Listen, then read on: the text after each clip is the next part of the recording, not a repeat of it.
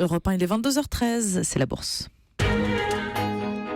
Ce soir en compagnie de Didier Hameau de Boursier.com. Bonsoir Didier. Bonsoir Emmanuel. Wall Street a réagi en hausse aux annonces de la Réserve fédérale ce soir. Forte hausse même, oui. Le Dow Jones a gagné 1,27%, 17 748 points. Le Nasdaq a progressé de 1,52%, 5 071 points. Comme attendu, la Banque centrale américaine a donc relevé ses taux directeurs de 0,25 points dans une fourchette allant de 0,25 à 0,50. C'est la première hausse des taux aux États-Unis depuis la crise des subprimes en 2008, alors que l'économie américaine s'est nettement améliorée ces derniers mois.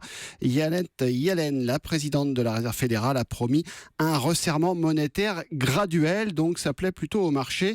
Il n'y a pas eu trop de réactions sur les devises. L'euro a finalement peu réagi à 1,0970 face au dollar.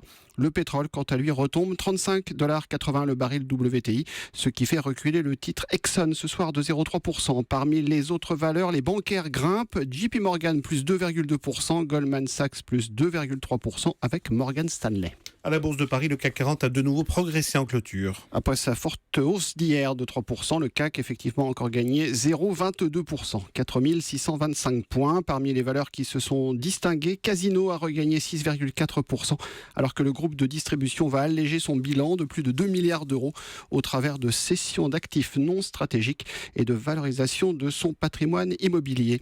Le secteur parapétrolier se reprend un petit peu. Vallourec remonte de 5,6%, Technip plus 1%, et puis quelques grandes valeurs remontent aussi. Pernod Ricard plus 1,3%, Safran plus 1,5% et Vivendi plus 0,4%. Une exception à la règle, Didier, le titre Zodiac qui a nettement reculé après ses comptes. Moins 3,7% au cours du premier trimestre de l'exercice 2015-2016. Le chiffre d'affaires du groupe Zodiac a atteint 1,23 milliard d'euros en repli de 2,6% à données constantes. Le groupe aéronautique attend toujours un exercice de transition avant une amélioration des marges en 2016-2017. Ailleurs, Francfort monte de 0,2%, Bruxelles prend 0,9%, Madrid est stable avec Amsterdam. On rappelle le CAC 40 en hausse de 0,22%, 4 625 points. Merci Didier, c'était Didier Hameau.